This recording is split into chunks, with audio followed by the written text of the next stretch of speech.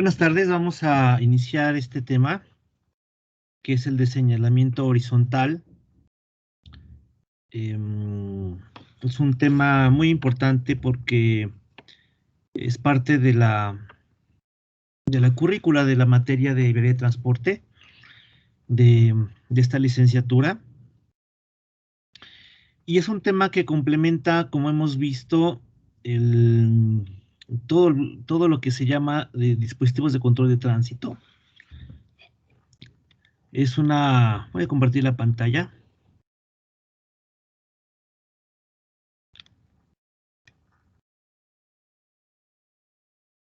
Muy bien. Vamos iniciando.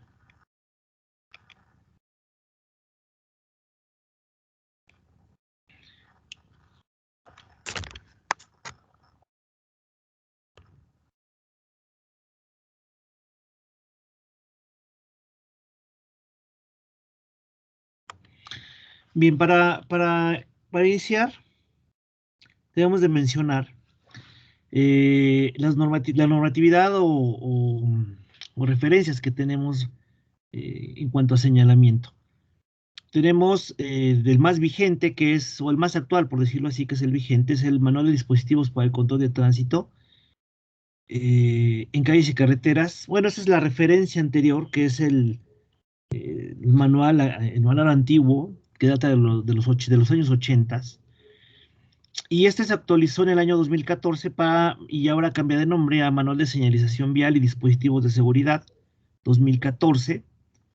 Lo edita la Secretaría de Comunicaciones y Transportes del Gobierno Federal. Tiene algunas actualizaciones muy importantes en materia de señalamiento, tanto horizontal como vertical. Y este es complementario con la norma 034 del año 2011, que fue, digamos, como que la normatividad de referencia, ¿no?, que tenemos en cuanto a al dispositivos de señalamiento también horizontal y vertical, ¿no? Tenemos también la norma 050, que esta norma se actualiza en el 2017, muy particularmente para la señalización de cruces a nivel en cuanto a vías férreas, ¿no? Todos los cruzamientos a nivel, carreteras, caminos, vialidades urbanas, con las vías férreas, ¿no? Tenemos también, por otro lado, el manual de señalamiento turístico y de servicios de la misma SCT.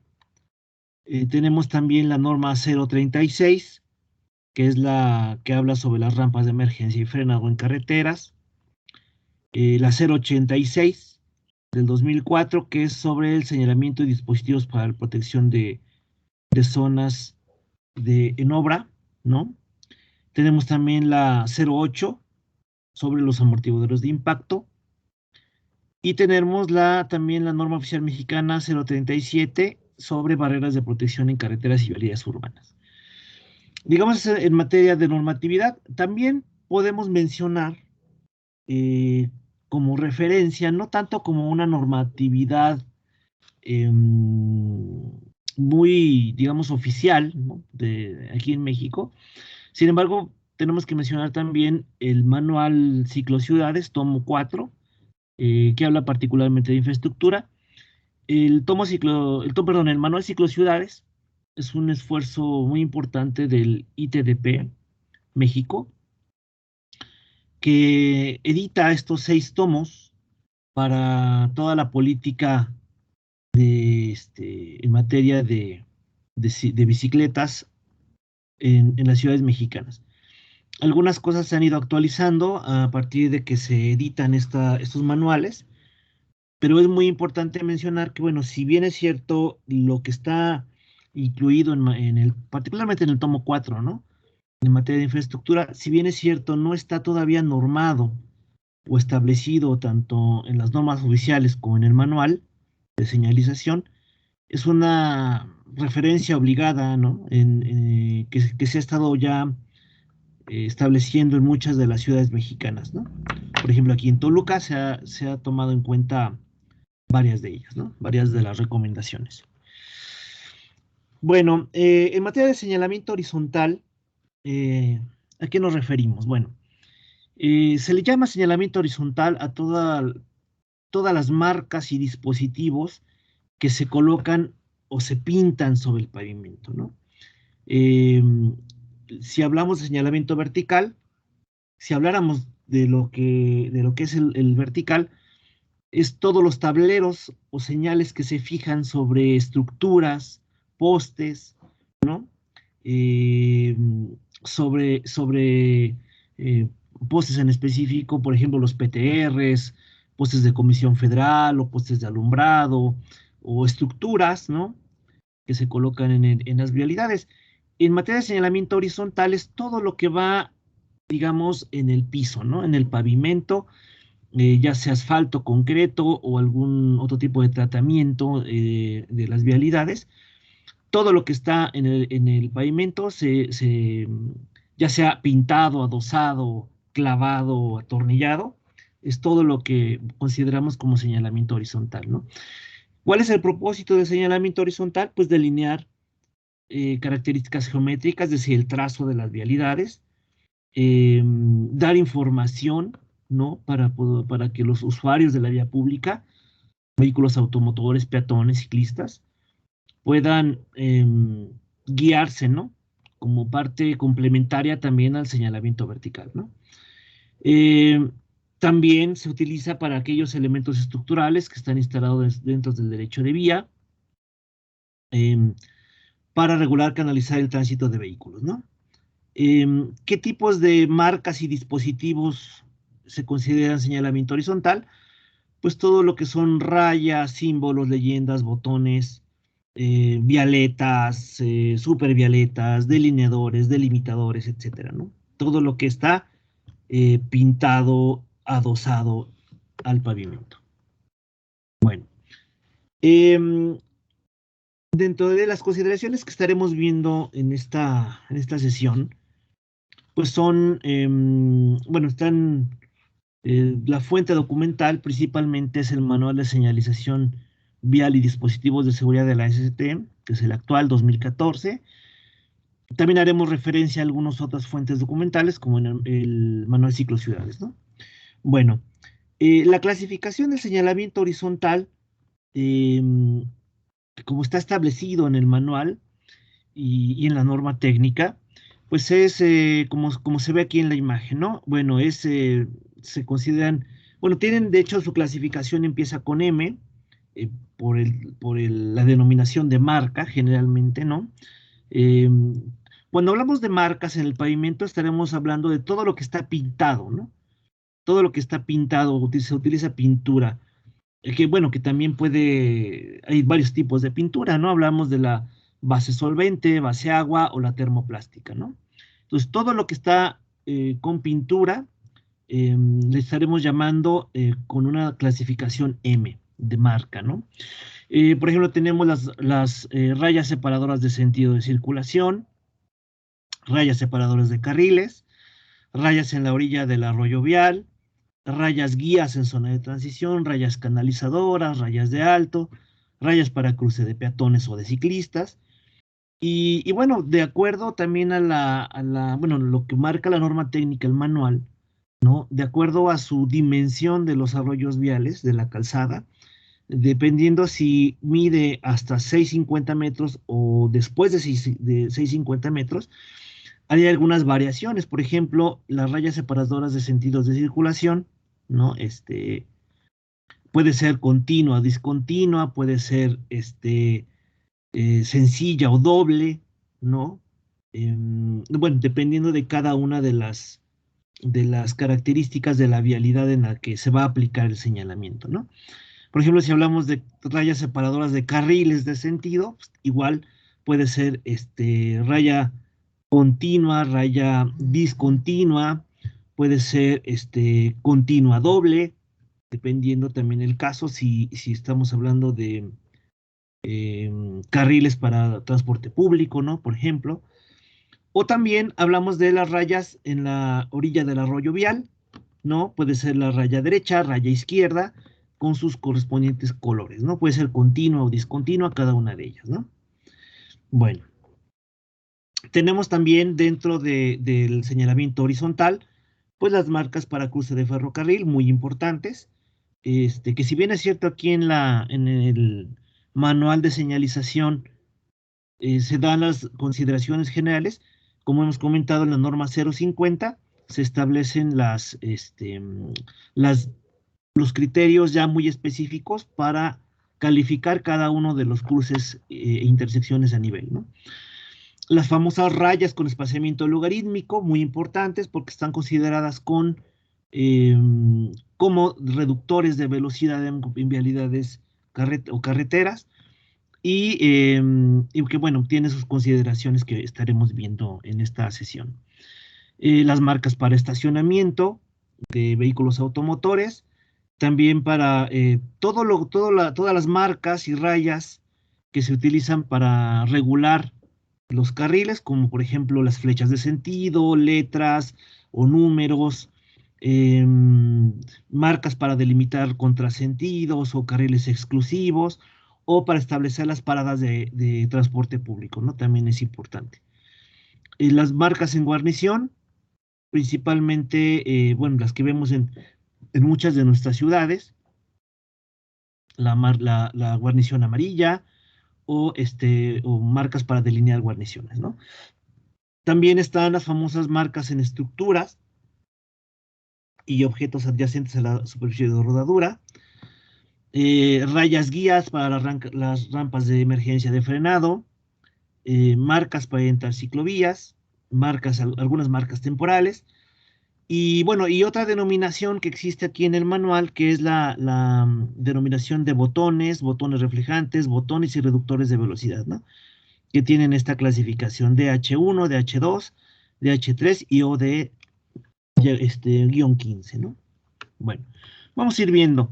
Por ejemplo, dentro de las principales marcas que podemos nosotros utilizar son las rayas separadoras de sentido de circulación, o M1, como se denomina en el manual, ¿no? Y bueno, también antes de empezar directamente a explicar cada uno de las marcas en el pavimento, eh, debemos de mencionar el famoso código de colores. Así como en el señalamiento vertical podemos llegar a tener código de colores como es por ejemplo, el para señales restrictivas, preventivas, informativas, ¿no? Que tenemos, por ejemplo, el amarillo, que es para preventivo, rojo, que está asociado al restrictivo, el blanco, que puede ser utilizado también como restrictivo o informativo, dependiendo su uso, el, el azul, que está determinado para informativo de servicios o turístico, el verde, que es para señalamientos de informativos de destino, ¿no? Y bueno, así también nosotros tenemos en materia de señalamiento horizontal, pues aquí en la norma mexicana, pues tenemos el amarillo, el color amarillo, el color blanco, el color verde y el color rojo. Eh, por ejemplo, el color blanco se utiliza principalmente para la utilización de rayas separadoras de carril, ¿no? Para las leyendas, para las flechas de sentido nivel horizontal. El amarillo, por ejemplo, se utiliza para también rayas, pero puede ser rayas separadoras de sentidos de circulación, como es el caso que estamos viendo en esta imagen. Em, Guarnición, la guarnición amarilla cuando se trata de un señalamiento restrictivo de estacionamiento o prohibición de estacionamiento. Em, bueno, como hemos comentado también raya para cruce de peatones, ¿no? Rayas para cruce de peatones. Las famosas, bueno, como comúnmente se les llama en el argot, marimbas o cebras, ¿no? Las famosas cebras o marimbas. Aunque en algunas ciudades, por ejemplo, en la Ciudad de México se ha establecido, inclusive aquí en Toluca en algunos casos, se ha empleado el color blanco para las rayas para cruce de peatones, ¿no? Lo cual, bueno, lo estaremos platicando en su momento, está fuera de norma, pero pues tiene una finalidad que bueno, podría ser discutible, pero bueno, vamos a platicarla más adelante, ¿no? Y el color amarillo, bueno, el color verde en el señalamiento horizontal está determinado para los señalamientos ciclistas, ¿no? Para el tema ciclista. En materia, bueno, también el rojo, que se utiliza, pero para la raya guía, muy particularmente para la raya guía de las rampas de frenado, ¿no? Bueno, nosotros podemos observar ya en esta imagen, en amarillo, las rayas continuas y discontinuas para separación de sentidos de circulación. No es lo mismo cuando decimos raya separadora de sentidos que raya separadora de carril. Como podemos observar aquí en la imagen, eh, tenemos aquí una vialidad de dos carriles, pero estos carriles están en sentidos opuestos. Entonces, el color amarillo, cuando se utiliza en una raya central, como es el caso, estamos hablando de una separación de sentido de circulación, ¿no? Hay veces que observamos en algunas ciudades que utilizan de manera indistinta el blanco y el amarillo para la señalización de rayas, ¿no? Pero el código de color es específico, ¿no?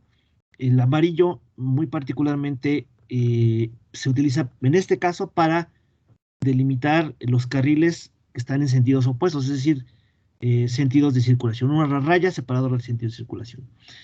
Cuando es menor de 6, bueno, hasta 650, se puede utilizar una raya sencilla. Después de 650 podríamos utilizar una raya doble, como vamos a ver, ¿no? Ese es el caso, ¿no? Nosotros observamos, ya aquí se puede, cuando es después de 650 metros, un arroyo vial después de 650, pensamos que dependiendo el tipo de vialidad, la jerarquía vial también, ¿no? El número, el volumen de vehículos que pasa y lo que comunican esas vialidades, de acuerdo al manual de geometría vial de la SCT, pues hay una clasificación también de los carriles, ¿no? Hay carriles que pueden ser de 310. Nosotros podemos ver en algunas ciudades, por ejemplo aquí Toluca, nosotros podemos tener carriles más pequeños, ¿no? 280, hasta 270, hemos visto en algunos casos, ¿no? Pero más o menos en promedio los carriles aquí en Toluca andarán en 290, 310, ¿no? Em, por ejemplo, en este caso, cuando el arroyo vial es mayor a 650, pues estaríamos hablando de carriles bueno, a partir del eje, hacia un lado y hacia el otro, pues estaríamos hablando de carriles de más de 320, ¿no? 320, 330, ¿no? Porque hay que tomar en consideración el ancho de las marcas, que en este caso pueden ser de 10 centímetros o de 15 centímetros, ¿no? Las rayas separadoras de carril. Entonces, cuando tenemos carriles de arriba de 315, por decirlo así, o 320, que nos dan arroyos viales de mayores de 650, pues nosotros podemos utilizar la raya doble. Puede ser continua o discontinua.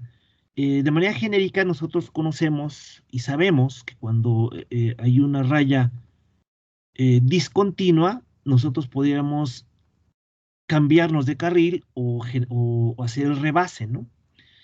Si la raya es continua, nos estamos refiriendo a que hay una imposibilidad de cambiar de carril o de rebasar, ¿no? En raya continua. Ese, digamos, son los dos criterios generales, ¿no? Cuando hablamos de raya continua, es no cambiar de carril o no rebasar, y cuando presentemos o observemos la raya discontinua, podemos nosotros rebasar o cambiar de carril. ¿Qué pasa en estos casos cuando en la raya doble de repente encontramos una de las rayas, la encontramos con discontinua y otra continua? Bueno, por razones de visibilidad, de geometría, de acuerdo al estudio de ingeniería de tránsito, se puede determinar que uno de los dos carriles, uno de los dos sentidos, puede rebasar. Por ejemplo, ¿no? Si hablamos en este que está aquí a la derecha, observamos que de un lado tiene línea discontinua y en el otro tenemos línea continua. Esto quiere decir que dependiendo obviamente la geometría, la visibilidad de la carretera, el que tiene, por ejemplo, este sentido de circulación, el de abajo, digamos, puede rebasar o puede invadir el carril contrario para efectuar el rebase, ¿no? No así el que viene en el sentido contrario.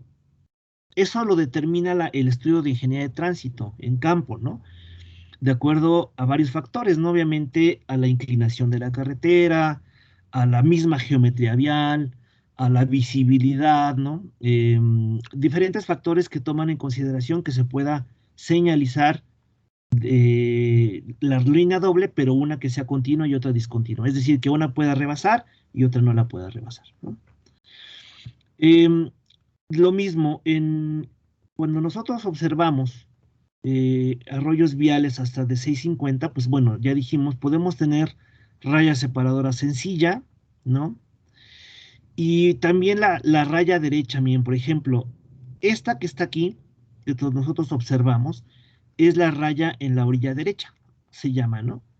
Nosotros podemos observar la raya continua del lado, bueno, digamos, en el sentido que nosotros circulemos, vamos a pensar de oriente a poniente o de poniente a oriente, ¿no? La raya amarilla nos va a quedar digamos, a la izquierda, ¿no? Y la raya blanca que observamos aquí, eh, digamos, la raya, se le llama raya en la orilla derecha. Esa siempre va a ser blanca, ¿no? Para que nosotros vayamos también viendo el código de colores y su utilización. Ahora, nosotros observamos que aquí las rayas en la orilla derecha, que son blancas, las vemos que son continuas. ¿Por qué? Bueno, hay dos casos, ¿no? Por ejemplo, aquí tenemos sin acotamiento. Acuérdense que el acotamiento es esa parte de la vialidad, aparte de la corona, ¿no? Nosotros en una sección transversal podemos tener la calzada, que es eh, la parte de la vialidad, donde es la principal superficie de rodamiento, ¿no? Que está comprendida por los carriles. Y si le agregamos los acotamientos, que son esa parte de la vialidad eh, que puede servirnos para podernos orillar o para podernos, inclusive a veces hasta estacionarnos, muy momentáneamente, ¿no?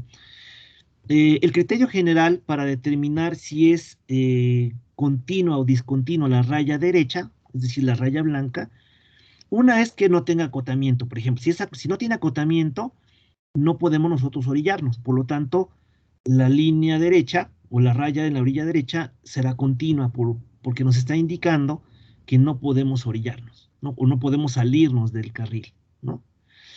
Y también si es menor de 2 metros, ¿no? Esa es una de los criterios, que sea hasta 2 metros, puede ser continua. Ya después de 2 metros hacia arriba, o sea que el acotamiento sea más de 2 metros, eh, generalmente ya podemos nosotros señalizar con una raya en la orilla derecha discontinua, es decir, que permitiría al conductor salir salirnos del carril u orillarnos, ¿no? Aquí esto, a veces en las carreteras nosotros observamos que, esto va cambiando y a veces se utiliza mal porque, bueno, yo particularmente he visto en algunas experiencias de carreteras que vamos circulando, acotamientos que visiblemente son menores de 2 metros bueno, y también, una de dos, la gente se orilla para que se vaya rebasando y también para que, bueno, algunas veces se pinta de manera discontinua. Eso es un error porque, bueno, son criterios para la seguridad, ¿no? El que nos podamos orillar para el rebase o para inclusive a veces poderse estacionar momentáneamente con con una distancia menor de 2 metros, puede originar algún accidente en la carretera, ¿no? Bueno, cuando nosotros tenemos anchos de rollo vial también igual de hasta 650, nosotros tenemos bueno, aquí en son líneas, la central que vemos ahí, sí, raya separadora de sentido discontinua, es decir, cuando puede existir un rebase, ¿no? Los guiones, como comúnmente se les llama, o líneas discontinuas, en vialidades de hasta 650, nosotros tenemos la longitud de esos guiones puede ser de 5 metros, ¿no? Con una separación de 10, ¿no? Eso también depende igual de la velocidad a la que circulemos, ¿no? Em, para que el efecto de separación sea el óptimo, ¿no?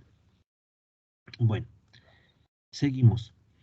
La raya de longitud, la línea, perdón, o lo que comúnmente llamamos línea de aproximación, que es una longitud em, de una línea separadora puede ser de carriles o puede ser separadora de sentidos de circulación. ¿A qué nos referimos con la raya separada, con la longitud de la línea de aproximación? En esta imagen que estamos observando vemos la calle de Pino Suárez, aquí en Toluca, y vemos que aquí en los carriles viene, digamos, del norte hacia el sur, circulando los vehículos, son 2 carriles, y vemos las líneas, o esta línea que es la separadora de carril. Viene discontinua y en cierto momento, al aproximarse al cruce o a la intersección vial, se vuelve continua, ¿no? A eso se refiere esta tabla donde se establece que esa longitud de la línea de aproximación a la intersección debe de ser ya continua y de qué longitud.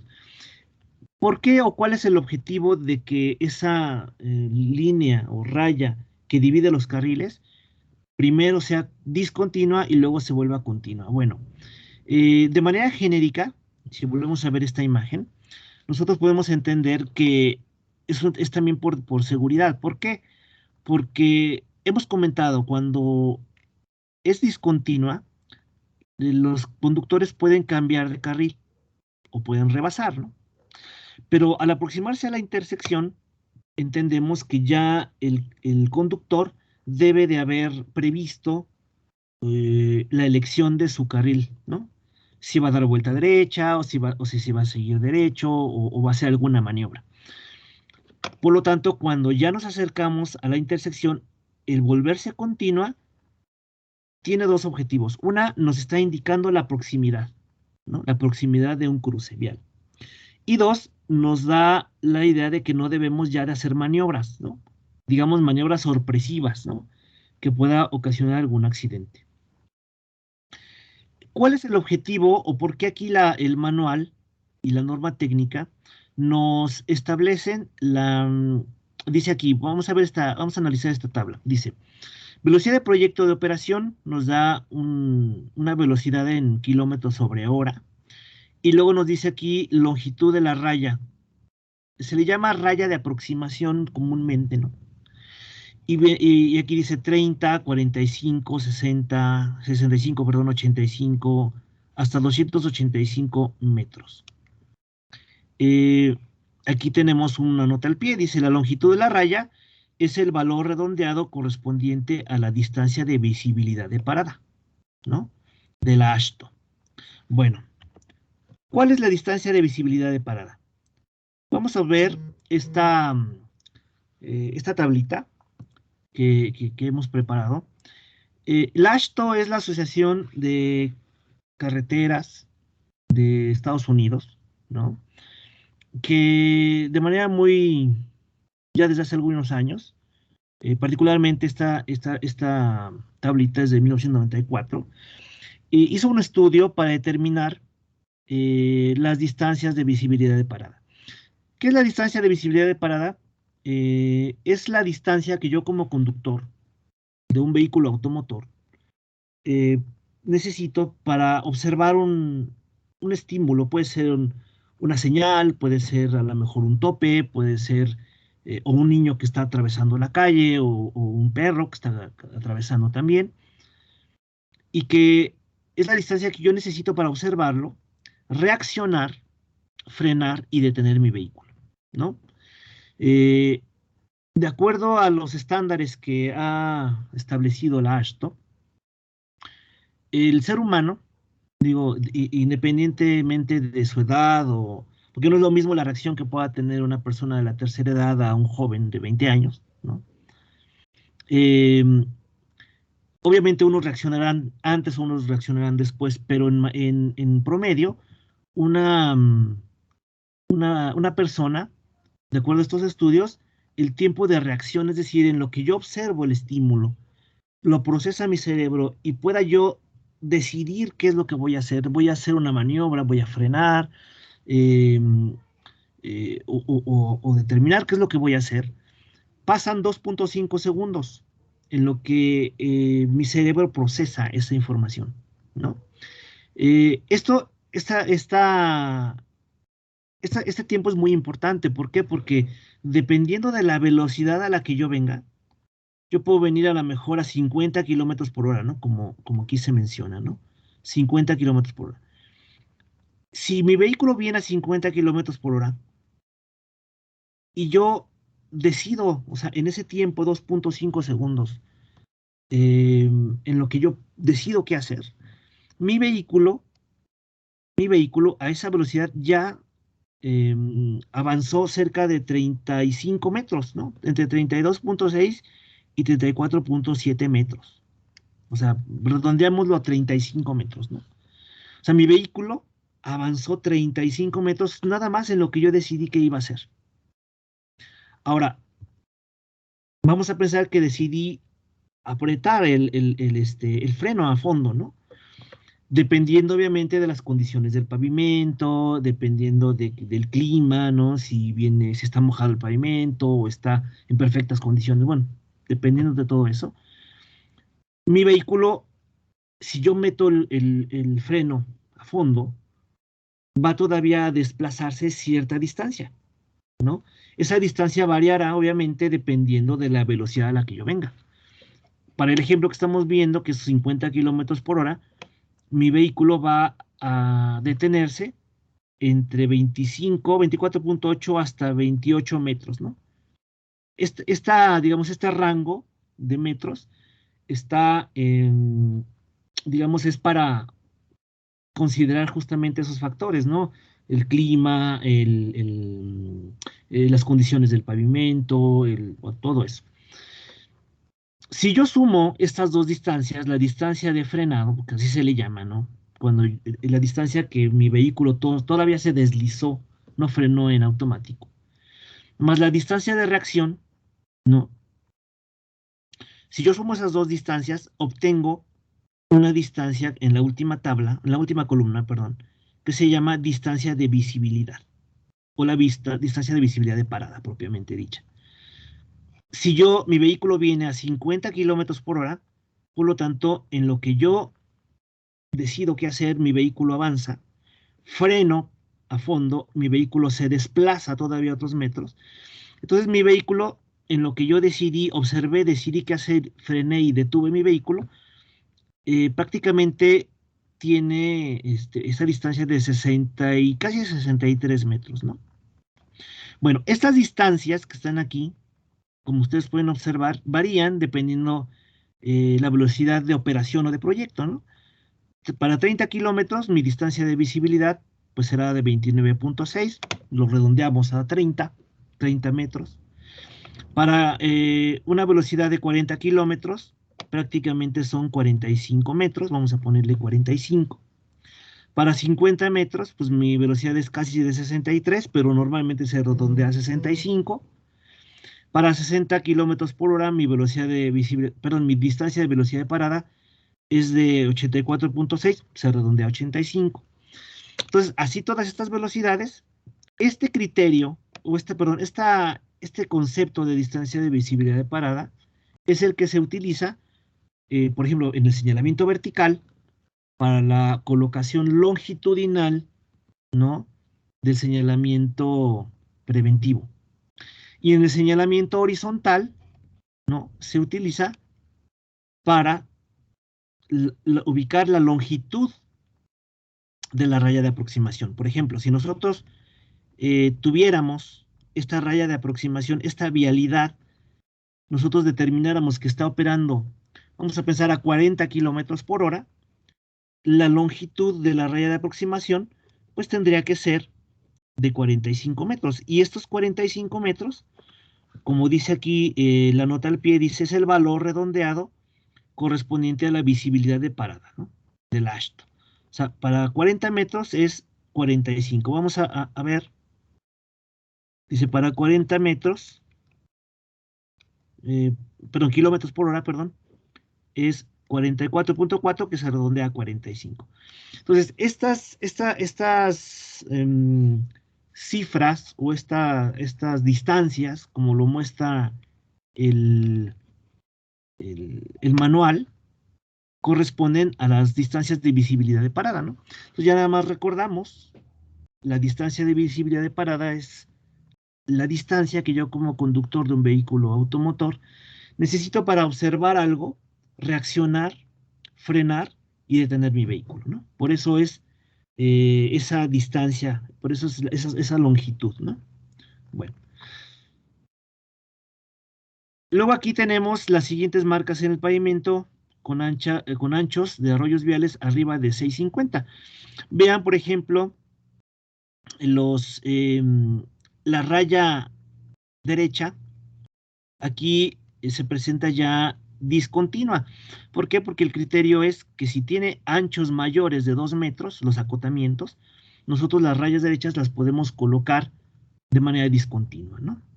Vean, por ejemplo, aquí la longitud de estos pequeños guiones es de 2 metros con una separación de 2 metros, ¿no? No así, por ejemplo, los guiones centrales, que tienen 5 de longitud con 10 metros de separación, ¿no? Ok. Por ejemplo, aquí en la imagen podemos observar las rayas centrales que son para raya continua doble para delimitar el carril exclusivo. Por un lado, carril exclusivo de autobús, pero también nos está delimitando el doble sentido, ¿no? Porque estamos hablando de un contrasentido, un contraflujo, ¿no? Observamos, por ejemplo, aquí las flechas en color blanco, la raya separadora de carriles, discontinua, ¿no? Aquí tenemos por lo menos 2 carriles en un sentido de circulación, y observamos el carril a contraflujo del autobús o del transporte público, ¿no? Aquí también, ya para comentar, el carril de confinamiento de transporte público, en este caso que está contrasentido, normalmente no utiliza las rayas, o perdón, las flechas de sentido como los carriles normales de vehículos ligeros. Se utiliza la famosa flecha sin cuerpo, ¿no? Esta que está aquí con su clave M-11.2, ¿no? Una flecha sin cuerpo al principio del tramo y dos flechas sin cuerpo al final del tramo, ¿no? Se le agrega también la leyenda solo bus o bus solo, ¿no? Bueno, eh, tenemos aquí otros ejemplos, ¿no? En el caso de las rayas diagonales de las líneas centrales, ¿no? Vean los dos casos. Aquí en la imagen de abajo vemos una separación que puede ser, por ejemplo, con barreras centrales o con triblocks, ¿no? Y en este caso, los dos cuerpos de la vialidad, cada cuerpo con 2 carriles, ¿no? Nosotros podemos observar las rayas separadoras de carriles con guiones, raya discontinua, la raya derecha también discontinua. ¿Por qué? Porque tenemos acotamientos mayores de 2 metros y tenemos en ambos casos, tanto para el cuerpo norte, por decirlo así, y el cuerpo sur, tenemos nuestra raya izquierda color amarillo. O sea, si nosotros quitáramos estas barreras centrales, tendríamos dos líneas amarillas, ¿no? Que se parecería mucho a esto, ¿no? Solamente con separación mayor, ¿no? En este caso, nosotros podemos tener separaciones mayores de 1,50 cuando tenemos barreras centrales. En el caso de que tengamos entre 50 centímetros hasta 1,50 de separación, no necesariamente tendríamos que poner una barrera, como lo es el caso de acá abajo, sino podemos poner rayas diagonales a 45 grados que nos están delimitando un área neutral. En materia vial, en materia de señalamiento horizontal, se utilizan mucho las rayas diagonales o inclusive a veces rayas en forma de flecha para indicar zonas neutrales. Las zonas neutrales son aquellas que no tienen digamos, un funcionamiento directo más que canalizar el tránsito, ¿no? Se utiliza, por ejemplo, las zonas neutrales, se utilizan para las agujas, o en este caso, por ejemplo, la separación de las rayas separadoras de sentidos, en rayas canalizadoras, rayas guías. Vamos a verlos más adelantito, ¿no? Bueno. Esta imagen, bueno, nos resume en una intersección vial. Esta es una intersección de dos calles con doble sentido de circulación ambas, ¿no? ¿Cuáles son algunas de los señalamientos que podemos encontrar de manera típica? Por ejemplo, nosotros tenemos aquí en blanco, en el código blanco tenemos las rayas separadoras de carril, que son diferentes de las rayas separadoras de sentido. Por ejemplo, aquí tenemos raya sencilla, ¿no? Esa es continua sencilla. Tenemos, por ejemplo, aquí ya la raya separadora de carril, continua sencilla, que en este caso es la raya de aproximación que hablábamos, y hacia atrás es discontinua porque me permite cambiar carriles, ¿no? Tenemos las rayas para cruce de peatones. En este caso, estas son sencillas, las rayas amarillas para cruce de peatones, ¿no? Son sencillas. La famosa raya de alto, que también es blanca, donde se deben de detener los vehículos, ¿no? En esta imagen también podemos observar, bueno, algunos señalamientos, por ejemplo, algunos carriles de desaceleración o cambio de velocidad, ¿no? Para entrar a una bifurcación o a una salida, ¿no? Por decirlo así. Nosotros tenemos nuestra longitud total del carril de desaceleración, pues está donde empieza la zona de transición. Se le llama zona de transición a esta parte donde, digamos, empieza a ampliarse la vialidad eh, para podernos incorporar al carril. Se le llama zona de transición porque nosotros es donde vamos a cambiar de carril, ¿no? ¿Por qué de repente observamos que en la zona de transición tenemos una raya guía discontinua y luego tenemos una línea continua, que es la raya separadora de carril continua, sencilla? Porque por la simple y sencilla razón de que nosotros tenemos que hacer el cambio o la incorporación al carril de desaceleración en la zona de transición. Esta línea continua nos indica que no podemos hacer el cambio de carril en esta zona, porque ya sería peligroso. Nosotros tenemos que ir desacelerando desde el inicio del tramo, ¿no? Otra, la raya continua derecha, que en este caso nos imposibilita, perdón, salirnos de la vialidad. Y aquí estas rayas canalizadoras que se llaman con su área o zona neutral que hablábamos, ¿no?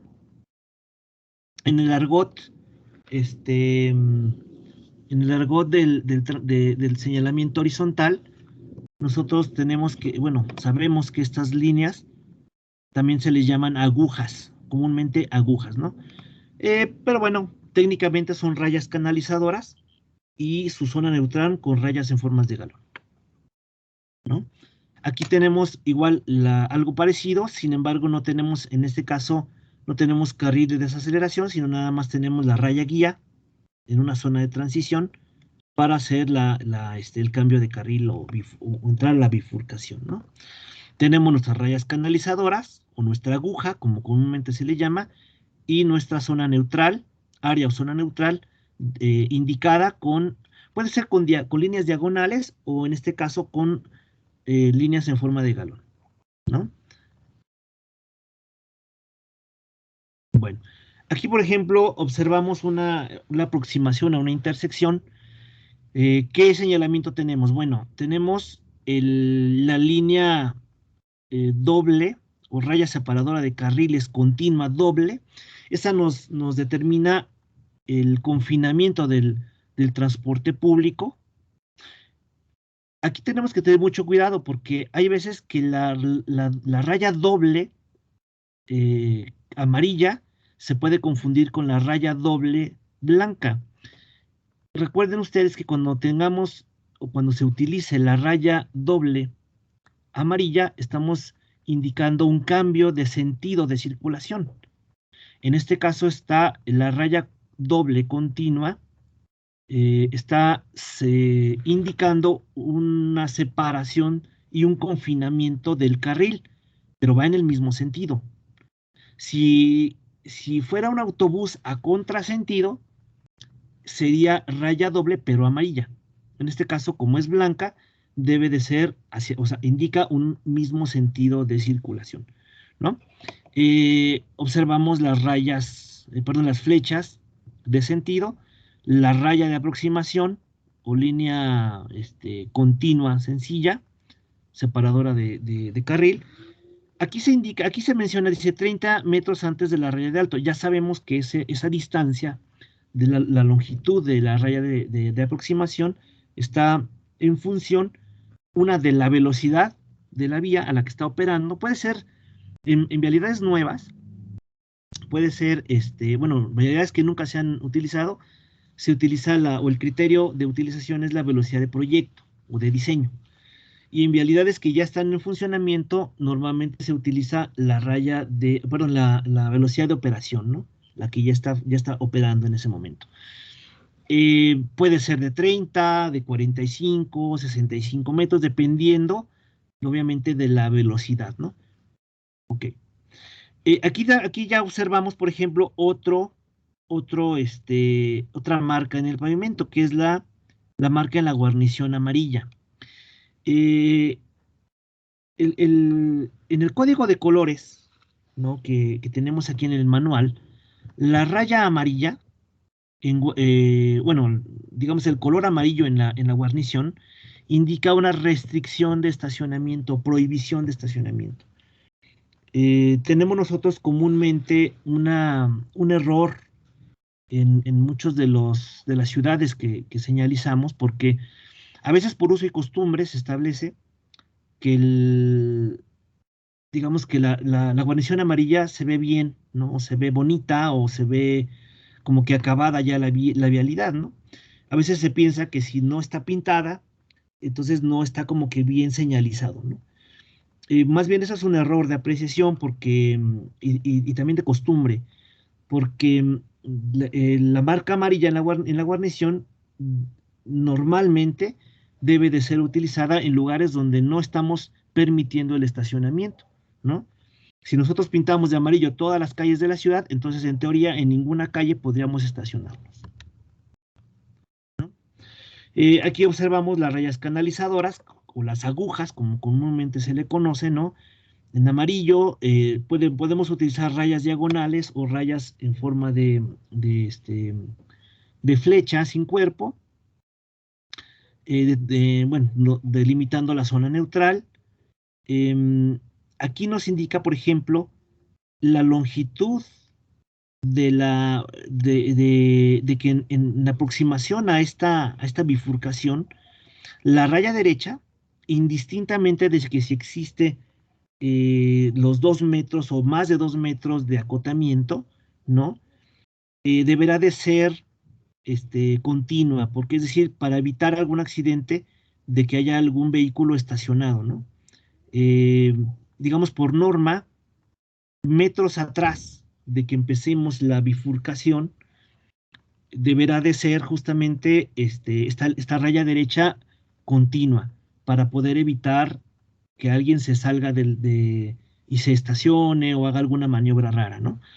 Esa distancia, esa distancia de longitud, pues está determinada de acuerdo a la distancia de visibilidad de parada, es decir, dependiendo de la velocidad a la que venga ese carril o ese tramo de vialidad, nosotros podemos poner de 30, 45, 65 metros atrás, ¿no? Dependiendo de la velocidad, esa raya continua, ¿no? Después de eso, pues ya podemos nosotros señalizar la raya derecha discontinua si es que las condiciones bueno, el ancho de los acotamientos lo permiten, ¿no?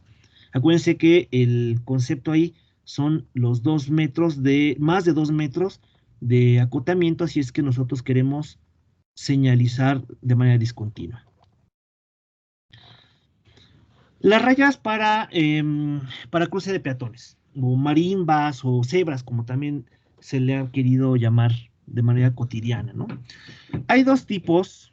En la norma mexicana, o el manual aquí en México, nos establece el código de color amarillo, ¿no? Y hay de dos tipos.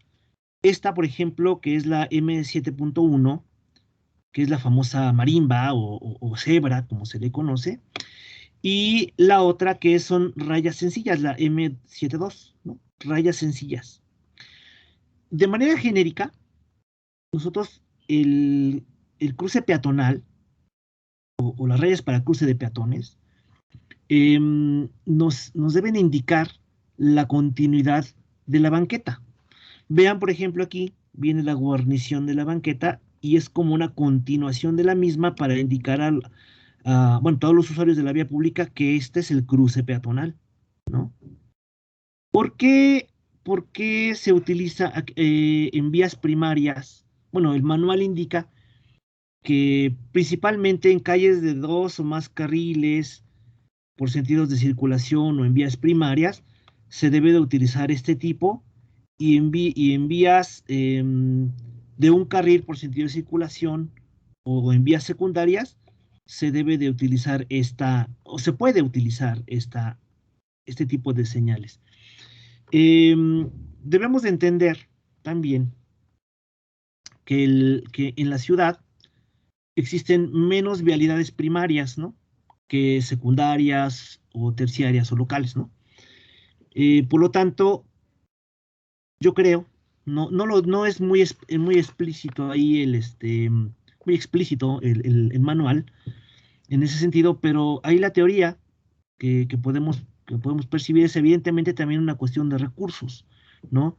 Es más caro señalizar de esta manera, ¿no? La cebra o la raya para cruce de peatones, propiamente dicha, eh, se gasta más pintura y bien, bueno, en vialidades terciarias o secundarias se permite la doble línea, ¿no? Esta que estamos viendo acá, de manera, pues, es más económica. Sin embargo, desde un punto de vista personal, no es se ve mejor, digamos, tiene más visibilidad esta, ¿no? Bueno, otra consideración, además de esto. En algunas ciudades mexicanas, como la Ciudad de México, inclusive aquí mismo en Toluca, eh, se ha utilizado, yo no sé si la moda, por decirlo de esa manera, de señalizar las rayas para cruce de peatón con color blanco. Punto número uno, tenemos que entender que aquí la norma mexicana establece el color amarillo para las rayas para cruce de peatones. Eh, Hasta donde yo he podido investigar, ¿no? El hecho de que se coloque o que algunas ciudades estén utilizando el blanco para la señalización de rayas para cruce de peatones obedece a que se argumenta, ¿no? De que el blanco se ve mejor de noche. Obviamente puede ser debatible, ¿no? ¿Por qué? Porque hay que recordar también que en señalamiento horizontal hablando de pintura, se le debe de agregar bueno, cuando se está, perdón, aplicando el señalamiento horizontal, se le debe de aplicar lo que se le llama la microesfera. La microesfera es vidrio pulido, ¿no? Es como un polvo que se adhiere a la pintura cuando se está señalizando, cuando está fresca, digamos, ¿no? Y esto da la cualidad de reflexión o de reflectividad al señalamiento horizontal. Cuando está recién pintado, y lo podemos observar que cuando está recién pintado o aplicado el señalamiento horizontal, se puede, en la noche cuando se avienta, digamos, la luz del vehículo, resalta muy bien, indistintamente si es blanco o es amarillo, ¿no? Evidentemente, cuando el señalamiento pues, va pasando, ¿no? Ya pasaron algún tiempo, algunos meses, esa condición de reflectividad va bajando, ¿no? ¿Por qué? Porque se le va despegando, se le va quitando esa microesfera, ¿no? Em, Desde un punto de vista personal, ¿no? Personal, a mí yo prefiero las rayas para cruce de peatones como indica la norma, en color amarillo.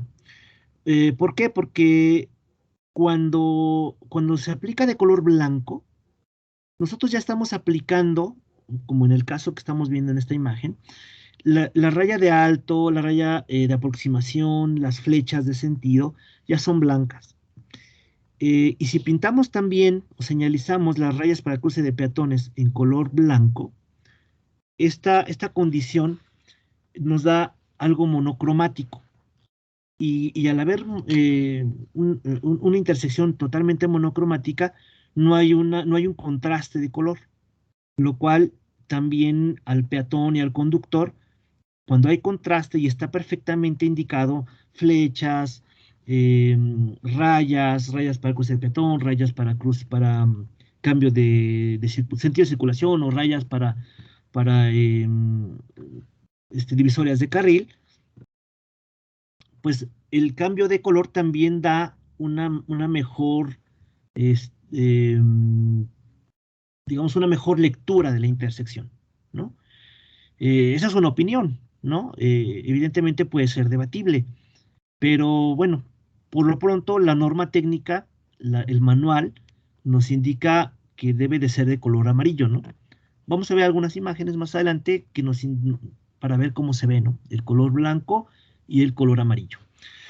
También tenemos, en esta misma diapositiva, también observamos las rayas para cruce ciclista. Son de manera semejante a las de peatón, solamente en el color verde, que se acuerdan que platicábamos en la cromática o en el código de colores de la norma mexicana, pues tenemos el blanco, el amarillo, el verde, y para el caso muy particular de la raya guía de las rampas de frenado, pues es el rojo, ¿no? Lo mismo cuando nosotros tenemos en vías primarias, lo que se aconseja, bueno, pues bueno, lo que dice la norma técnica es que sea de esta manera, como si fuera una marimba, pues, o una cebra, y en el caso de andadores, por ejemplo, para cruce de peatones que atraviesen zonas ciclistas, bueno, pues solamente dos líneas indicadas, ¿no? Bueno.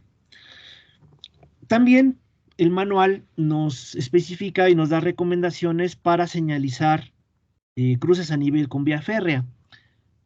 Ya mencionamos al principio que existe una norma, que es la norma 050, que nos estipula muy particularmente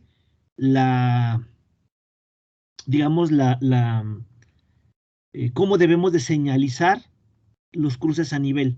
De hecho, la norma técnica, la 050, nos establece tres tipos de intersecciones de acuerdo a su peligrosidad, ¿no? Y nos da recomendaciones de señalización para cada una de ellas. De todas maneras, este manual y la norma 034 del 2011 dan algunas recomendaciones de manera general. Por ejemplo, ¿no? Cuando nosotros nos vayamos a acercar a una vía férrea, siempre debemos de tener una raya de alto. Es una norma la colocación tanto de en señalamiento vertical, el señalamiento de alto, ¿no? Este octagonal.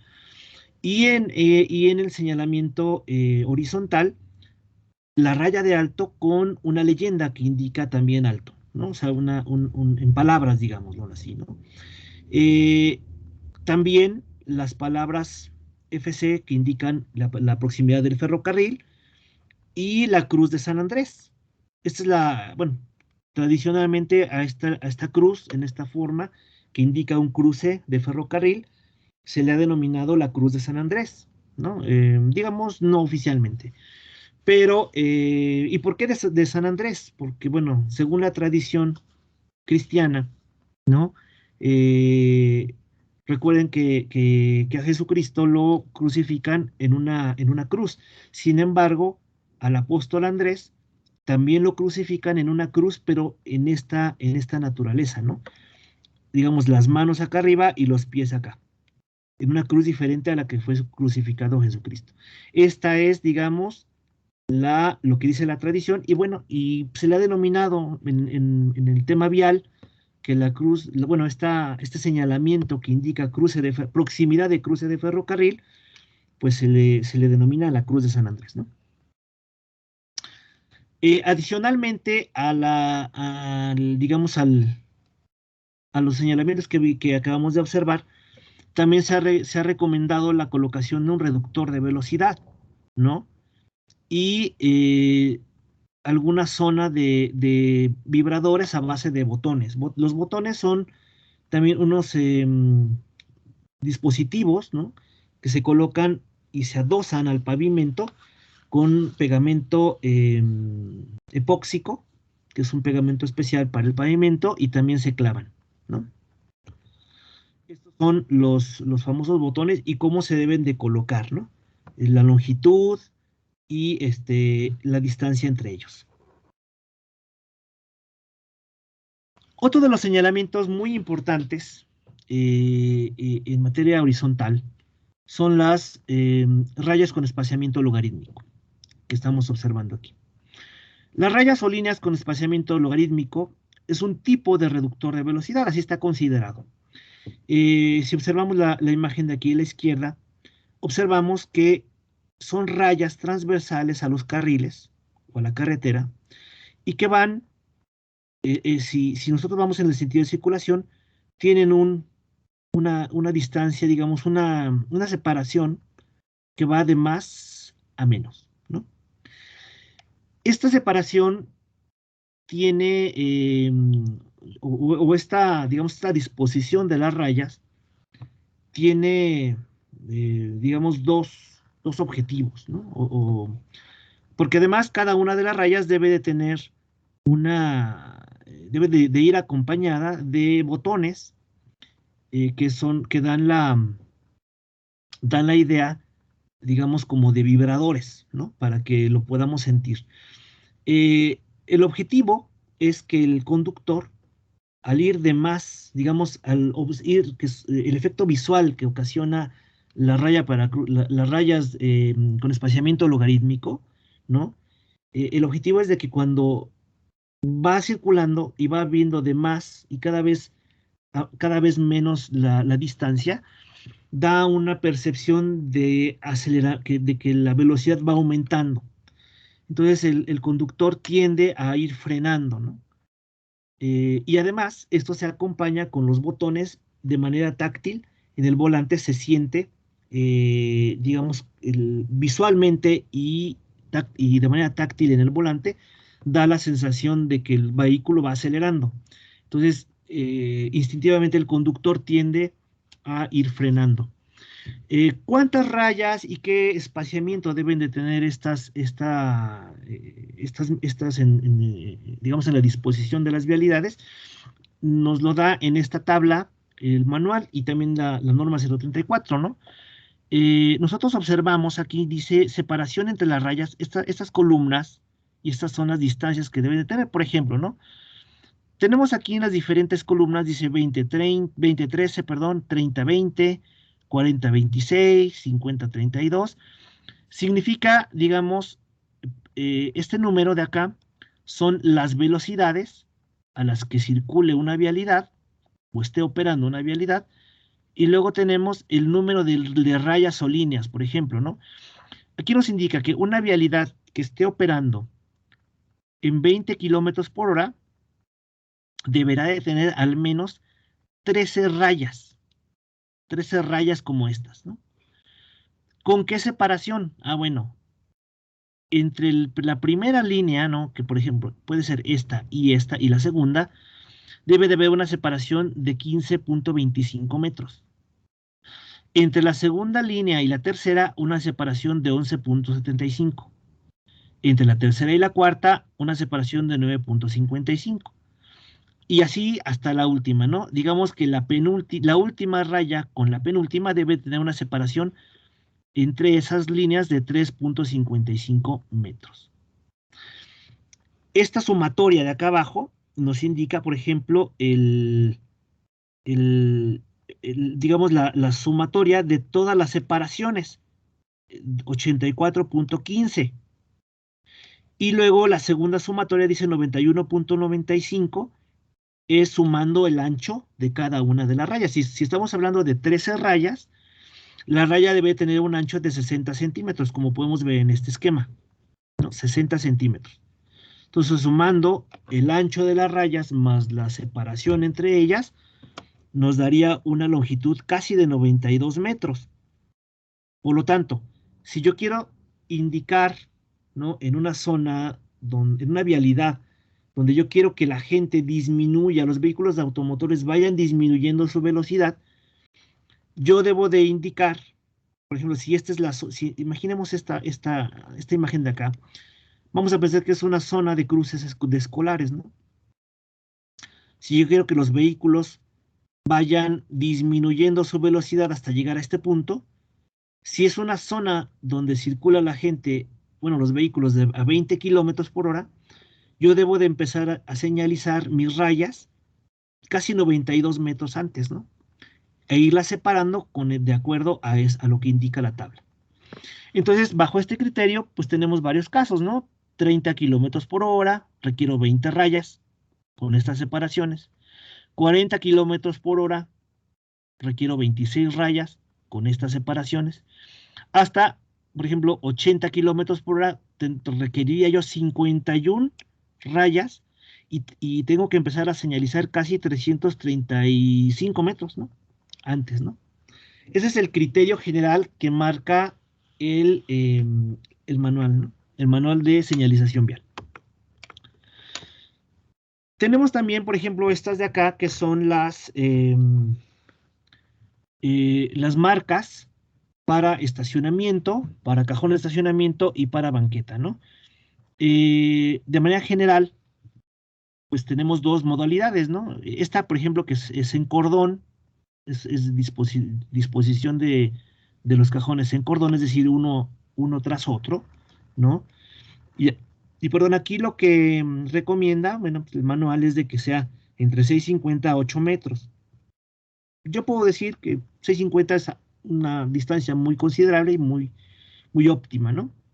Hasta 8 metros donde permita el espacio vial, ¿no?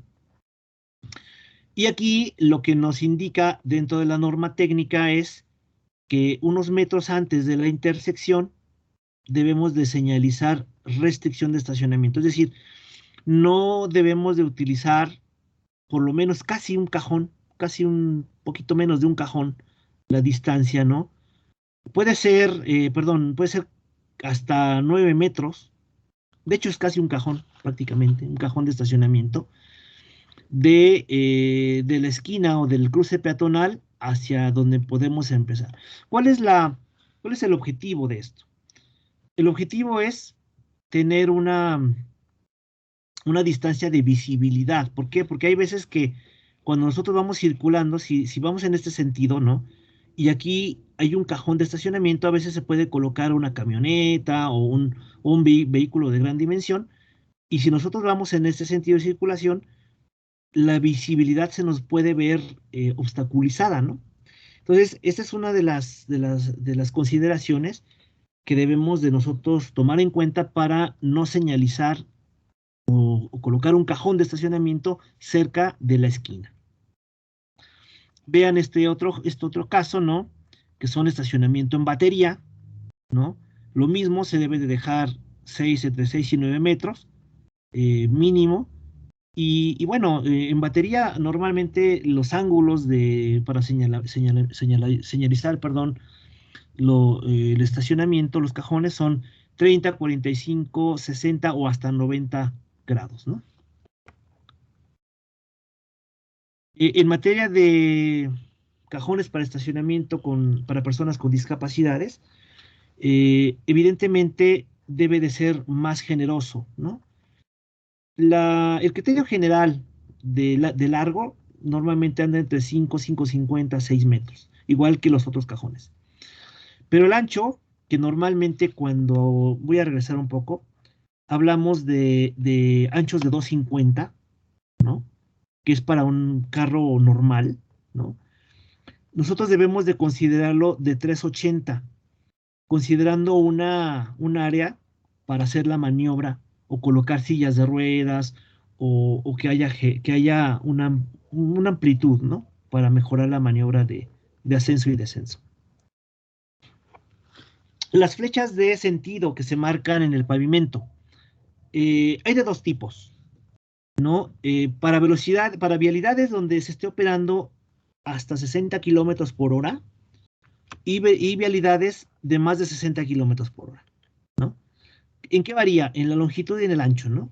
Por ejemplo, en vialidades que pueden ser urbanas, no sé, hasta 60 kilómetros por hora, la longitud de la raya es de 5 metros, ¿no? Y la anchura de 75, un poquito menos de 1 metro, ¿no? En raya sencilla y en raya para dar vuelta hasta 1,5 metros, ¿no?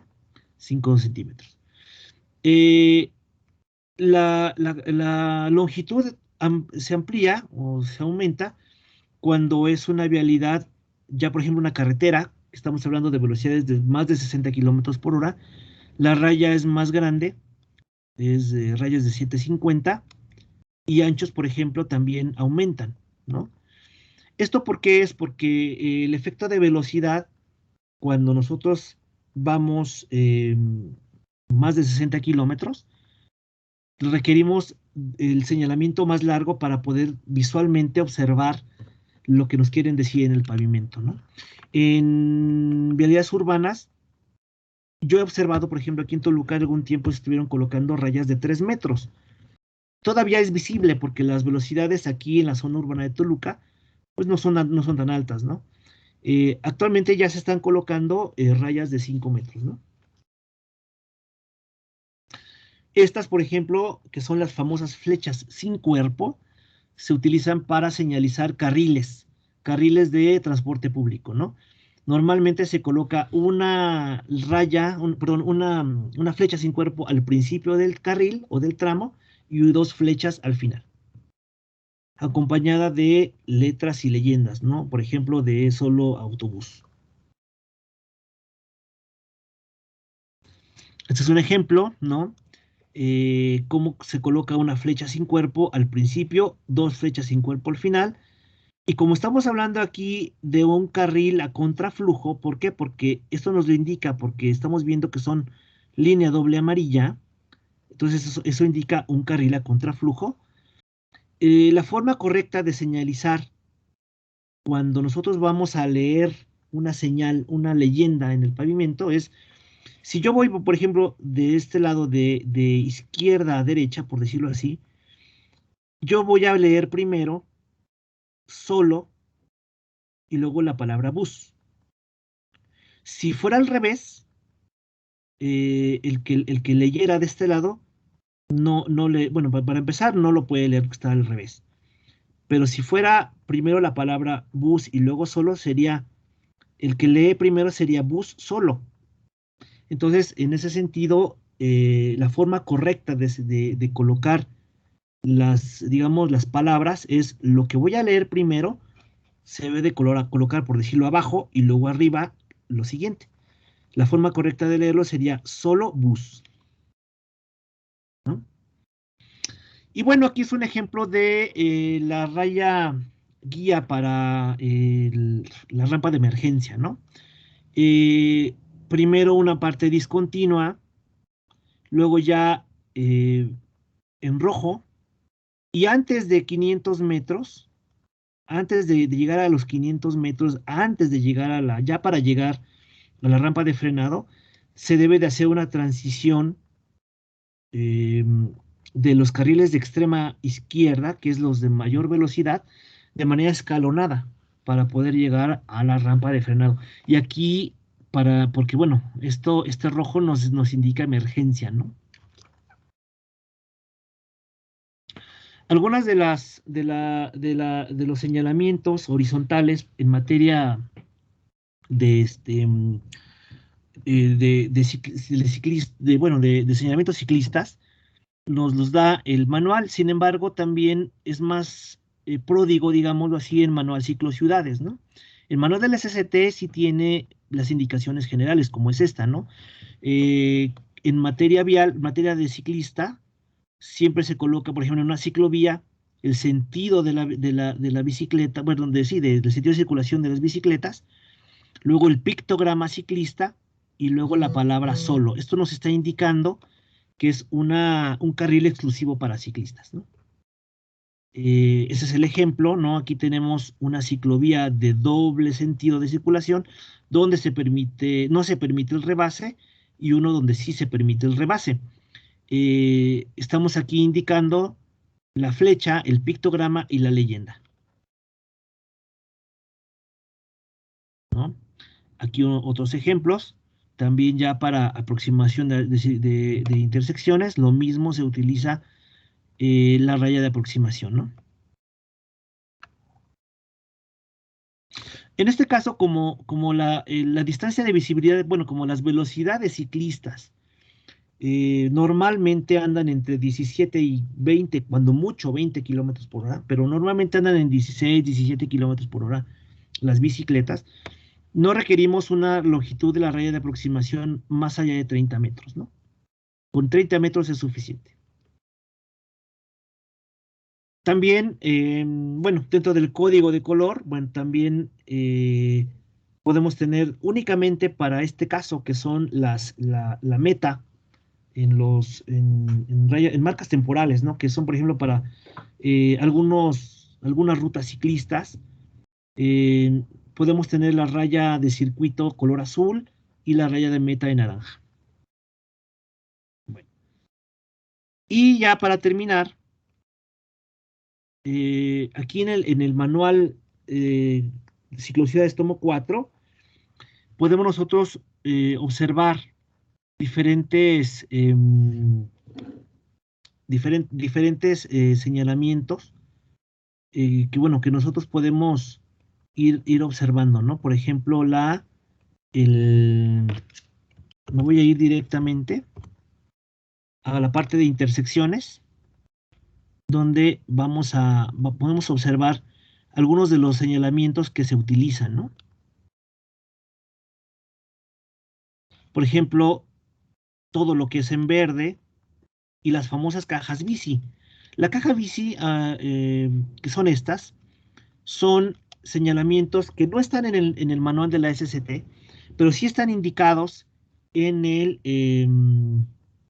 el señalamiento, bueno, el manual ciclociudades, y que son zonas de protección ciclista. Zonas de protección ciclista que su objetivo es darle prioridad de visibilidad a los conductores de bicicletas. Voy a ampliar un poco más. Por ejemplo, aquí, ¿no? La raya de alto, que es esta, se retrasa con el objetivo de que el conductor se pueda detener en esta zona. Si yo como ciclista voy a seguir derecho, ¿no? Y el conductor de este carril va a dar vuelta a la derecha. El objetivo es de que al estar retrasado sobre esta raya de alto, y el ciclista está adelantado, el ciclista entre en el cono de visión del conductor. Por lo tanto, puede o tenga mayor confianza el ciclista de seguirse derecho, y el conductor del vehículo automotor le pueda dar el tiempo necesario para desahogar, para salir y él dar vuelta a la derecha. De otra manera, si el conductor está a la par del ciclista, el ciclista entra en un punto ciego, ¿no? Y no lo puede ver el conductor.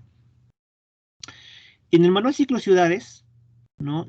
Como lo podemos ver en esta imagen, en el momento de que se hizo este manual, si se dan cuenta, la caja bici solamente se está colocando en el primer carril. Bueno, bueno, por ejemplo, si este es un carril compartido de autobús con bicicleta, abarca solamente en el primer carril.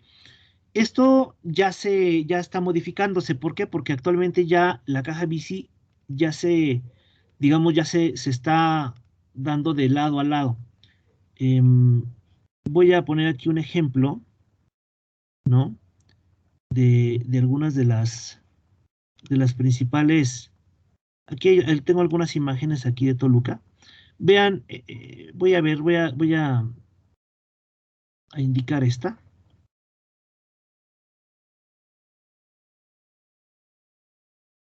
para que la podamos ver. Esta es una caja bici que señalizamos hace tiempo en la calle de Hidalgo. Cuando se colocó el ciclocarril, ¿no? Aquí en la acera norte, ¿no? Digamos en el lado derecho de sentido de circulación. Y si se dan cuenta, aquí ya colocamos era una calle, o es una calle de 3 carriles, y utilizamos un carril para la bicicleta, y dejamos 2 carriles para los vehículos automotores. Además, el objetivo de que se pueda utilizar la caja bici de lado a lado, actualmente cumple 2 funciones. Miren, anteriormente, si yo vengo aquí en mi carril ciclista y yo quiero dar vuelta a la izquierda, pues la maniobra era dar vuelta a la derecha y posicionarme en esta caja bici, ¿no? Para que cuando el semáforo toque el verde yo pudiera avanzar. Sin embargo, ya ahora al colocar la caja bici de lado a lado, como en la fotografía que estamos viendo aquí, de lado a lado, en este momento que está parado los vehículos, yo puedo llegar con mi bicicleta y posicionarme enfrente de los vehículos automotores. Con eso, obviamente, los vehículos me están observando y cuando toque el verde, yo puedo dar vuelta a la izquierda.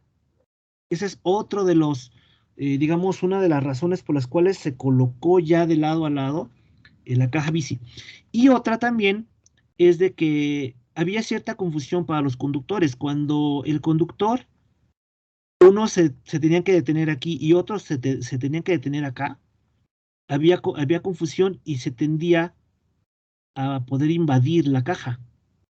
Entonces, una de las razones por las cuales ahora ya se está colocando la caja bici completa de lado a lado de la calle es de que digamos, la raya de alto se retrasa completamente y todos los vehículos automotores tienen que estar a la par. No unos antes y otros después, sino más bien todos atrás, ¿no? Entonces, se matan 2 pájaros de un tiro, ¿no? Por un lado, se da uniformidad a todos los carriles que tienen que pararse en la misma línea de alto, y por otro se da la posibilidad a los ciclistas de ubicarse en la caja bici, inclusive en los carriles extremos izquierdos, ¿no? Para dar vuelta izquierda. También debemos de mencionar que las cajas bici solamente deben de ser utilizadas en en aquellas vialidades o intersecciones reguladas por semáforo. En las calles donde no haya semáforos, en esas intersecciones no debe de colocarse la caja bici, ¿no?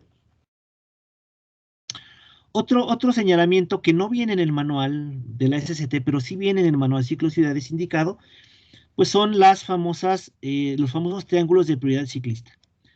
Estos triángulos de prioridad ciclista, como vemos aquí, bueno, es un triángulo pintado de verde con el pictograma ciclista y la palabra prioridad. Nos está indicando que bueno, esos de entrada se utilizan en calles donde son compartidas, es decir, calles o carriles compartidos. Si se dan cuenta, aquí este es un carril confinado para transporte público. Aquí está la doble raya blanca continua. Y aquí observamos que es un carril compartido tanto como para vehículos de transporte público como para la bicicleta. Cualquiera podría asustarse de este tratamiento porque, por ejemplo, aquí en nuestro contexto, en Toluca, los vehículos, perdón, los conductores de los choferes de autobuses, pues no tratan muy bien al ciclista, ¿no? Pero eso obedece también a dos cosas. Una, la dimensión de los carriles no es la óptima, ¿no? Porque debe de existir una dimensión recomendada, obviamente aquí en el manual Ciclocidades tomo 4, donde, por ejemplo, para aquellos carriles compartidos de autos con bicicletas o transporte público con bicicletas, mínimo deben de ser de 420, más o menos, ¿no?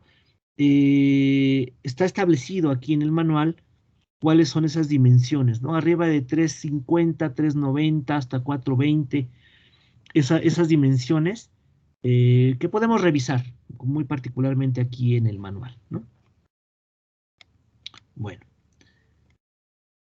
vamos viendo otras cosas, ¿no? Bueno, aquí igual, eh, cuando venimos en un ciclocarril o una ciclovía, además del cruce peatonal, se debe de colocar el cruce ciclista en verde, ¿no? Aquí algunos tratamientos en materia ciclista. Bueno, aquí la recomendación obviamente es revisar el manual. Este manual, si bien es cierto, y ya lo comentamos, no es una norma técnica oficial, no está elevado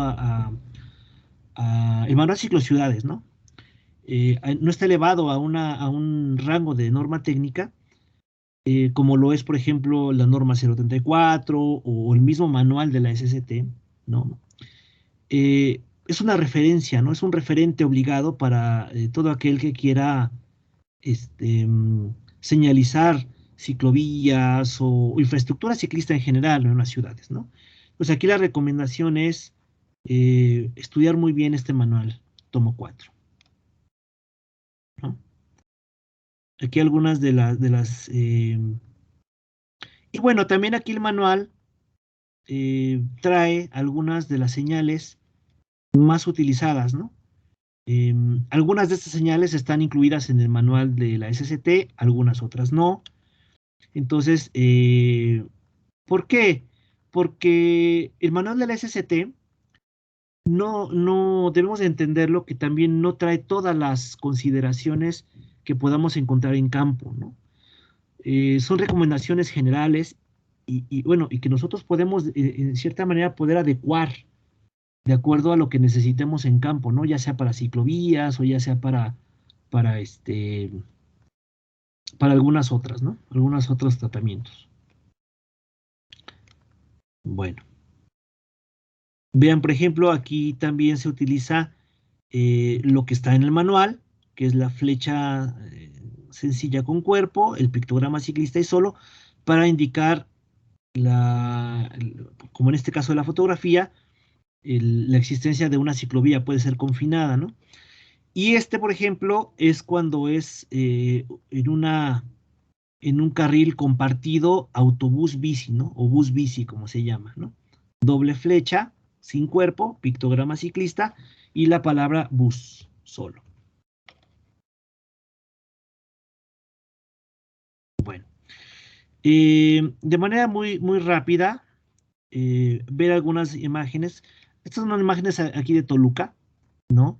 Por ejemplo, observamos, esta es la intersección de la Avenida Lerdo con Pino Suárez. Eh, Hay algunos errores de señalamiento, ¿no? Horizontal, por ejemplo, aquí observamos que la calle de Pino Suárez, en el tramo de Lerdo, que es esta calle en primer plano, y donde termina acá arriba, que es Paseo Matlacincas, este es un tramo en doble sentido de circulación. Hacia atrás, solamente la vialidad tiene un sentido de circulación, que es de sur a norte. Y observamos aquí la doble línea blanca, pero también aquí nosotros observamos una doble línea blanca.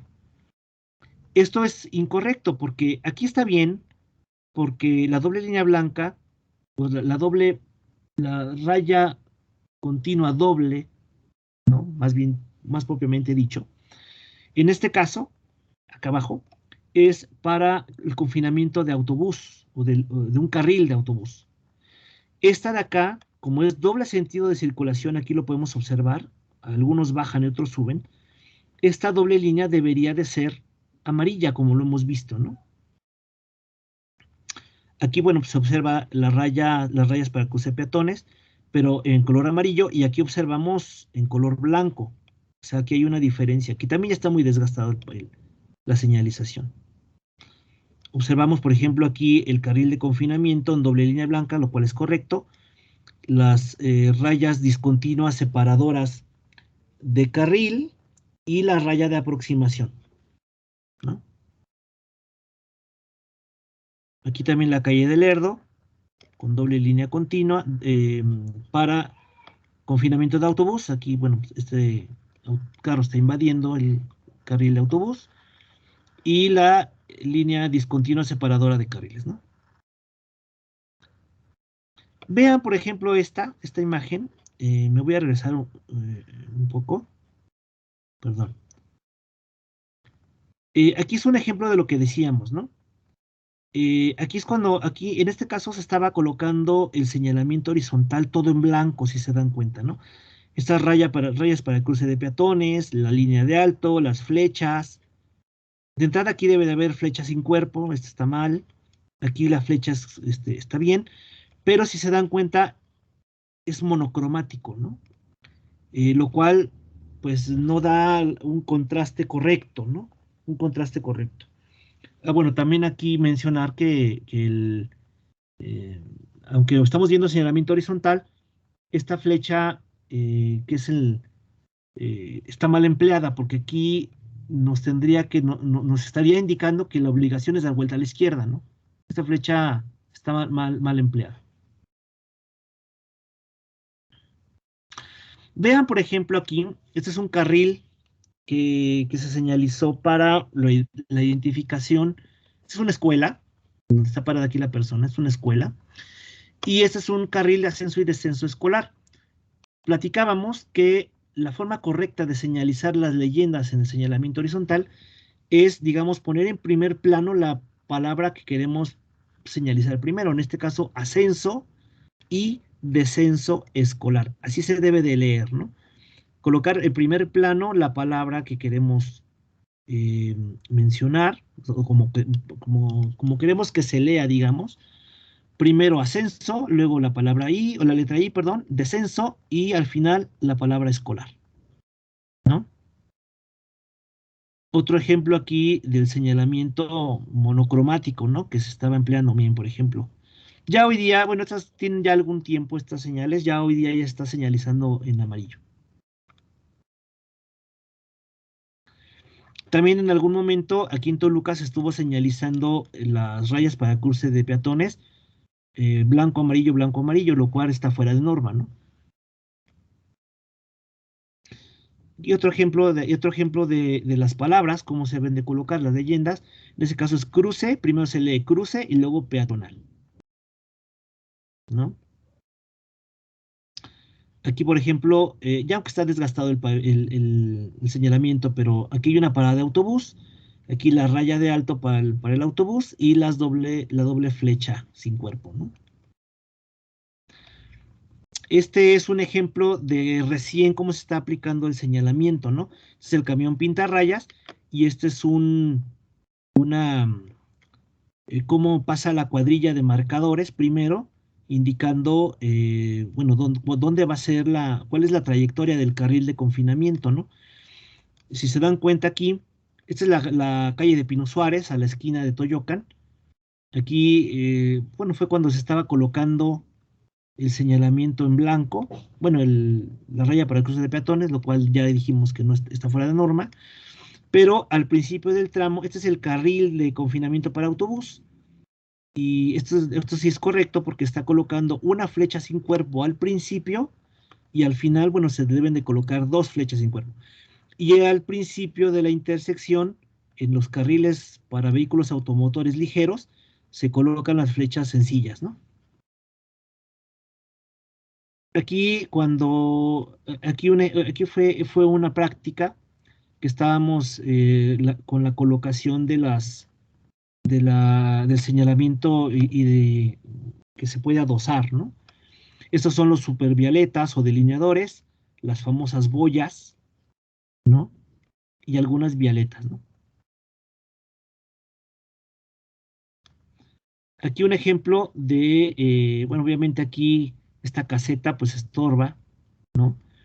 Y aquí se ve cómo se debe de señalizar en materia horizontal. Aquí los carros, bueno, están obstruyendo el carril, pero aquí está la leyenda de solo bus, la línea de alto para el autobús y la doble flecha sin cuerpo, ¿no? Bueno, aquí en Toluca algún tiempo se ha estado colocando las boyas, estas son las famosas boyas, ¿no? Como de manera transversal en la vialidad como reductores de velocidad, lo cual es incorrecto, ¿no? ¿Por qué? Porque llega a pasar esto, ¿no? Las boyas no están diseñadas, no tienen ese diseño para poder soportar digamos, la llanta o el peso completo del vehículo, ¿no? Y en un tiempo corto pasa esta situación, además de que el pavimento se va hundiendo, ¿no? Eh, pues bueno, esto fue un recurso que se utilizó en algún tiempo, hace algunos años, ¿no? Esto es lo que sucede en este caso, ¿no? Cuando las boyas se utilizan. Vean que las boyas, bueno, aquí ya está muy desgastado, pero aquí se alcanza a ver cómo las boyas, para fijarlas al pavimento se utiliza un pegamento. Miren, aquí se observa el pegamento y clavos, ¿no? O sea, se fijan con clavos y con pegamento epóxico. El pegamento epóxico es un tipo de pegamento, es un poquito, por ejemplo, lo puedo decir como manera de ejemplo, como el plastiloca, ¿no? Ya ven que el plastiloca tiene dos barritas ahí, a dos colores, las podemos nosotros mezclar y al momento de mezclarlas hace una reacción química para poder empezar a fraguar. El pegamento epóxico es esto, precisamente. Viene en dos latas, se unen, se ponen así abajo este, de la boya, ¿no? Algunos ejemplos de cajas bici, ¿no? También señalamiento para zonas de discapacidad, algunas boyas metálicas. Este es el señalamiento que se colocó en amarillo, en blanco, perdón, ¿eh? Algunos carriles de ascenso y descenso escolar. Esta es la secundaria 5 aquí en la Colonia Federal. Los topes, miren, por ejemplo, los topes se señalizan de manera diagonal con flechas sin cuerpo, como si fueran galones, ¿no? Flechas sin cuerpo.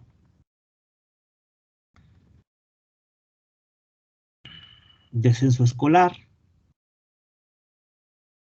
Vean, es la forma correcta de señalizar los reductores de velocidad, con amarillo y con flechas encontradas, digamos, ¿no? Aquí ya está desgastada, pero es la forma correcta de señalizar. Vean, por ejemplo, esta es una calle de doble sentido, aunque aquí la raya debería de ser amarilla, las flechas van encontradas, ¿no? Cuando venimos en este sentido, las flechas van de derecha a izquierda y cuando uno viene en el sentido contrario, también van de derecha a izquierda, encontrándose en medio.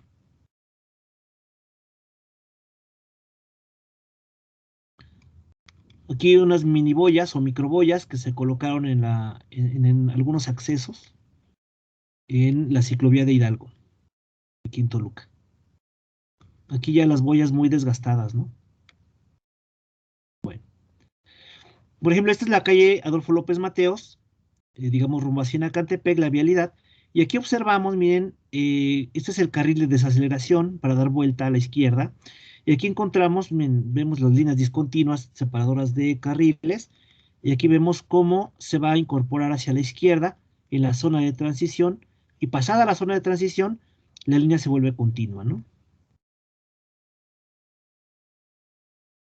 Aquí en Paseo Toyocan rumbo al aeropuerto, vemos una aguja canalizadora, ¿no? O rayas guía. Vemos la zona neutral, cómo la señalizaron con violetas, ¿no? Esa es la forma correcta de utilizar las boyas. ¿Por qué? Porque las boyas no son diseñadas para que las estemos pisando, sino más bien para canalizar el tránsito, ¿no? Aquí son ejemplos de rayas con espaciamiento logarítmico. Estas son algunas guías táctiles para personas con discapacidades visuales en Toluca, ¿no? Bueno, aquí este no es el mejor ejemplo de tratamiento para discapacidad. Aquí te algunos ejemplos del señalamiento también horizontal. Aquí, por ejemplo, esta es una vía estatal y en aproximación a un cruce, bueno, en un cruce de ferrocarril, ¿no? Tenemos aquí la barrera, tenemos el semáforo, tenemos la señal de alto y rayas con espaciamiento logarítmico, aunque de manera incorrecta colocaron vialetas en vez de botones para acompañar las rayas con espaciamiento logarítmico. Sin embargo, al colocar vialetas, la vialeta no está diseñada para poder que la gente las esté pisando, bueno, los carros la estén pisando de manera transversal. La vialeta es mejor utilizada, perdón, para acompañar las rayas separadoras de carriles de circulación. Vamos a ver si ahorita por aquí hay un ejemplo, ¿no? Aquí cuando estábamos diseñando la ciclovía de Hidalgo, ¿no? Bueno, el ciclocarril. Vean, por ejemplo, aquí están las vialetas, ¿no? Estas vialetas, al estar sobre las rayas ciclistas, no las está pisando constantemente los conductores, ¿no? Lo que decíamos de las cajas bici, ¿no?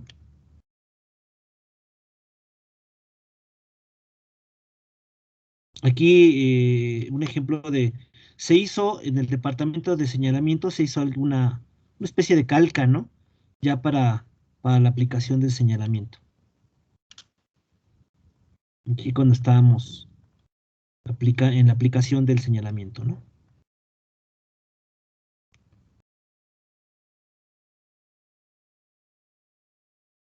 Bueno, voy pasando rápidamente las imágenes para que podamos observarlas. Bueno,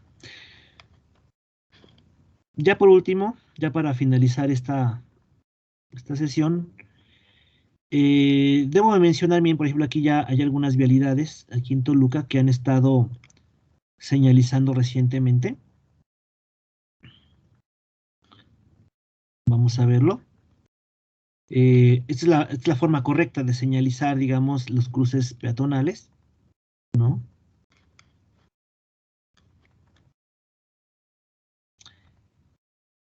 Bueno, aquí, por ejemplo, los parquímetros, ¿no? ¿Cómo se señalizaron en algún tiempo los cajones?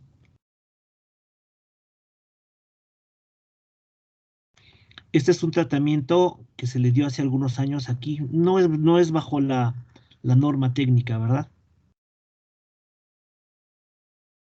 Aquí en Toluca recientemente, a ver si vemos alguna imagen, aquí está. Se han estado colocando cajas bici. Eh, a diferencia de estas, miren, por ejemplo, estas, como recomienda el manual de ciclocidades, son en color verde y ahora se están colocando sin el color verde, solamente con el pictograma ciclista. Y si se dan cuenta, ya van de lado a lado.